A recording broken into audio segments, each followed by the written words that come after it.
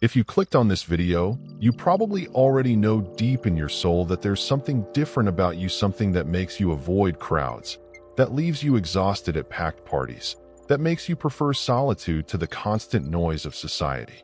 Maybe you've been called antisocial, weird, or even arrogant by people who simply can't understand why you don't fit in. But what if I told you that this strangeness isn't a flaw, but rather a clear sign that you were chosen for a purpose that goes far beyond what most people can comprehend? There's a deep spiritual reason why you feel out of place among the masses, and it has everything to do with the elevated vibrational frequency you carry, an energy that simply doesn't resonate with the density of crowds. While others feel comfortable in superficiality, you seek depth. While they settle for the obvious, you see beyond the illusions. In the next few minutes, you're going to discover why God set you apart, why your empathic sensitivity is actually a sacred gift, and most importantly, what giant mission is being prepared for you during this seemingly endless period of isolation. If you're tired of feeling alone, misunderstood, and different from everyone else, get ready, because this message is going to show you that your loneliness was never abandonment, but divine protection, preparing you for a spiritual leadership that will transform lives. Your journey as a chosen one is about to make a lot more sense. You know that feeling that you've never quite fit in anywhere? It's not a defect. It's divine design. You were chosen with a sacred purpose that sets you apart from the masses from the very beginning. While most people follow the automatic flow of life, you question, feel differently, see beyond the obvious. This doesn't make you better than anyone, but it certainly makes you different. And that difference has a reason for existing that goes far beyond what you imagine. Being chosen doesn't mean living in a bubble of privileges or having an easy life. In fact, it's quite the opposite. Your journey is marked by tests that others don't even notice, challenges that forge your character in unique ways, and a sensitivity that makes you feel everything more intensely. While the people around you seem comfortable in superficiality, you seek depth, truth, real purpose, and this constant search is the first sign that your mission in this world will require a special preparation from you that few can endure. Have you noticed how you feel drained in places full of people, even when you're supposed to be having fun? It's not being fussy or antisocial. Your vibrational frequency operates at a different, higher level, and when you enter a crowded environment, it's like trying to tune a crystal clear FM radio in the middle of hundreds of AM stations, all crackling at the same time. Your energy simply doesn't resonate with the collective energy of crowds, and this causes a physical and emotional discomfort that most people can't even comprehend. Think of an orchestra where all the instruments are out of tune except yours. You can't just ignore the dissonance and keep playing as if nothing were wrong. The chosen one carries an energetic sensitivity that functions like an ultra-sensitive radar, picking up every vibration, every intention, every unspoken emotion floating in the air. That's why crowded malls, noisy parties, and events with masses of people leave you exhausted. It's not the place itself. It's the clash between your elevated frequency and the dense, chaotic energy that dominates these spaces, creating a friction that your soul simply refuses to tolerate. The loneliness you feel isn't punishment, it's divine protection disguised as isolation. Remember Moses in the desert for 40 years before liberating an entire people? Elijah being fed by ravens away from everyone? Christ spending 40 days alone before beginning his ministry? The pattern is clear. God separates those he wants to use powerfully, not to punish you, but to prepare you away from influences that could contaminate or dilute the purpose he planted in you. While you thought you were being left behind, you were actually being protected from toxic relationships, environments that would drain your energy, and distractions that would divert you from your mission. This separation is the divine laboratory where your true identity is revealed, where you learn to hear the voice that truly matters without the noise of others' opinions. The isolation hurts, yes, but it's in this pain that the deepest transformation happens. You're being trained for something too big to fit into an ordinary life, and this training requires you to be alone long enough to discover who you really are when no one is watching. You don't just feel your own emotions, you absorb others' emotions like a giant sponge that no one taught you how to wring out. This elevated empathic sensitivity makes you walk into a room and instantly pick up the tension of a couple fighting, the sadness hidden behind fake smiles, the true intentions behind polite words. It's a powerful gift, but it's also exhausting, because while people unload their heavy energies without even realizing it, you're left there holding all of that without really knowing how to process or release it. Being in large groups is like trying to carry 1,000 backpacks at once. Each person brings their emotional baggage, their unresolved fears, their disguised frustrations, and you feel all of this penetrating your energetic barriers. That's why you get home after a party and need days to recover, or avoid crowds even though you're called weird.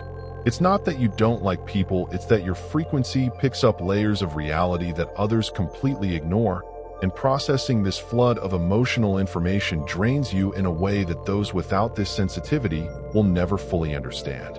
You need silence and solitude not because you're antisocial, but because your mission requires a level of clarity that's impossible to achieve in the constant noise of crowds. Think of an archer trying to hit the target while 1,000 people shout different instructions at the same time. That's exactly what it's like when you try to discover your divine purpose surrounded by opinions, expectations, and conflicting energies. The chosen one needs mental and spiritual space to hear the voice that truly matters, and that voice whispers, it doesn't shout. Every minute you spend in chaotic environments is a minute stolen from your preparation to fulfill what was assigned to you since before you were born. It's not selfishness to step away, it's sacred responsibility to protect your mental and spiritual clarity from everything that tries to confuse, distract, or diminish the vision God placed in your heart. The world already has enough people living on autopilot. What's missing are people with the courage to seek the silence necessary to discover their true purpose and the unshakable focus to pursue it, even when that means walking alone for what seems like an endless time. God doesn't work with the clock of human anxiety. He operates in perfect timing, and often that timing includes long periods of separation and waiting that test every fiber of your patience. You look around and see people advancing, conquering, connecting, while you seem to be stuck in an endless desert waiting for something you can't even explain properly. But hey, race, the secret, this waiting isn't wasted time. It's divine investment preparing you to carry the weight of the mission ahead without breaking halfway through. Think of fruit that ripens too early, beautiful on the outside, but bitter and green inside. Useless for the purpose it was born to fulfill. The chosen one needs to go through the complete process of spiritual maturation, and this doesn't happen in weeks or months. It happens in entire seasons of isolation where your frequency is calibrated, your sensitivity is refined, and your identity is solidified. God separated you not because he forgot about you, but precisely because he remembered the giant purpose he planted in you. And that purpose requires such specific preparation that it can only happen in perfect divine timing, not yours or anyone else's. Those friendships that disappeared, that group that excluded you, that environment that suddenly became unbearable, it wasn't rejection. It was divine protection moving you away from people and places that were going to keep you too small for the size of your purpose.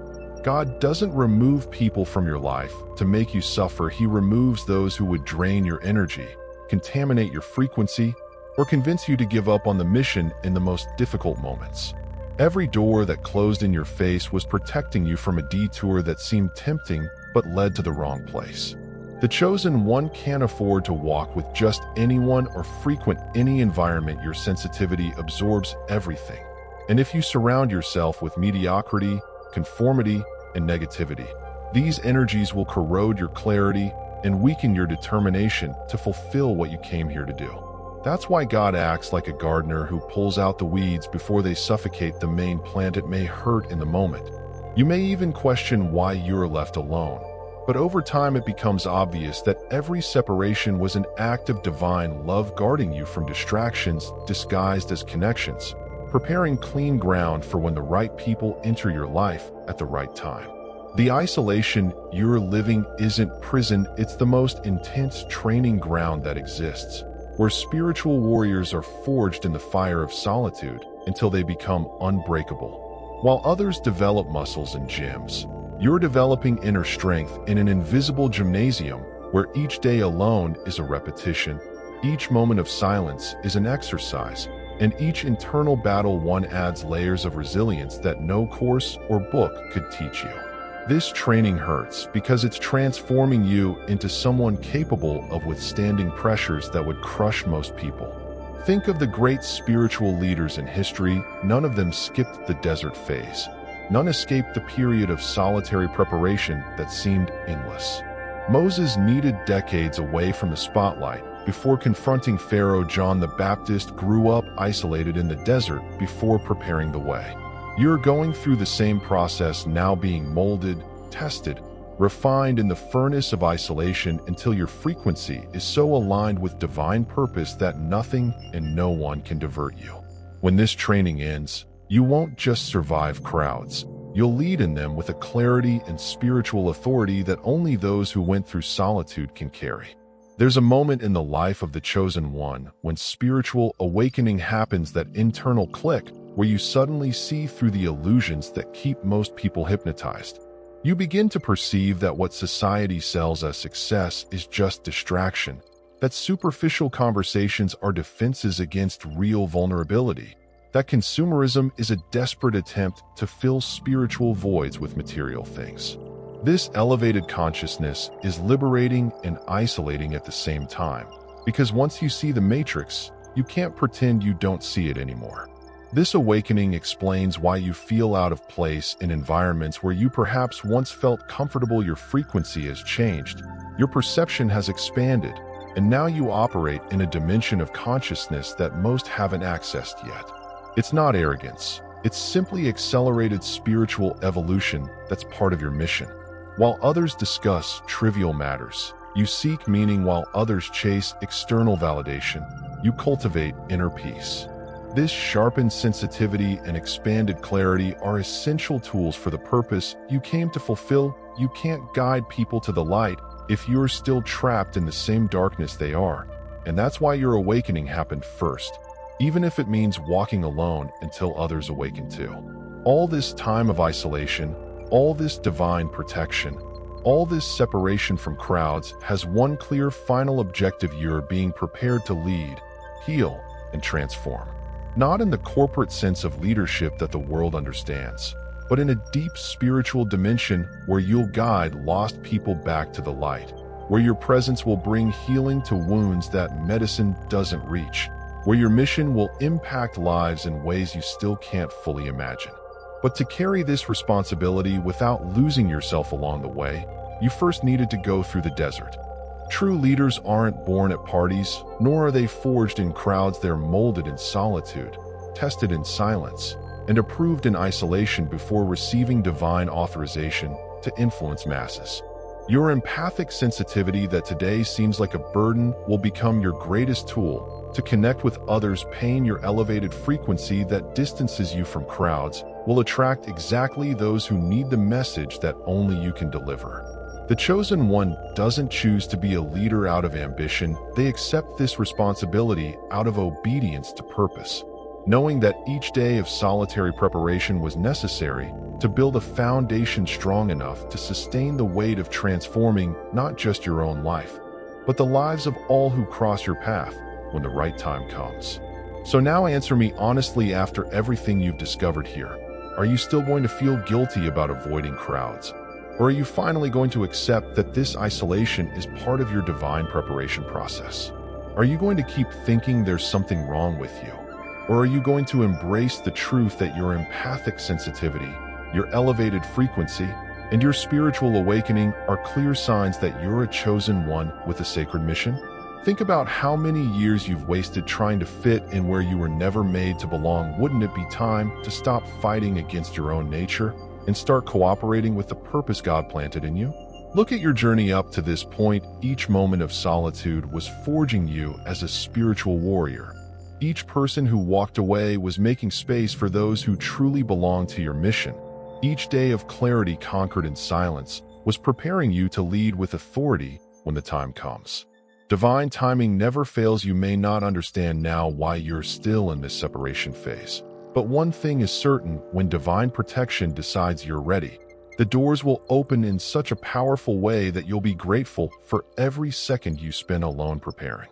Your identity as a chosen one isn't an honorary title, it's a sacred responsibility to transform lives, heal wounds, and guide people back to the light. And if this message resonated deeply with you, if every word seemed to describe exactly what you're living, then don't keep this to yourself. Subscribe to the channel, turn on the bell, because we're going to continue exploring this journey of the chosen one, and share with someone who also needs to understand that avoiding crowds isn't weakness, it's spiritual wisdom from someone who knows the value of their own frequency and protects their energy with the seriousness that a divine mission demands. See you in the next video, and remember, you're not alone in this journey. You're being prepared. There's a huge difference between the two.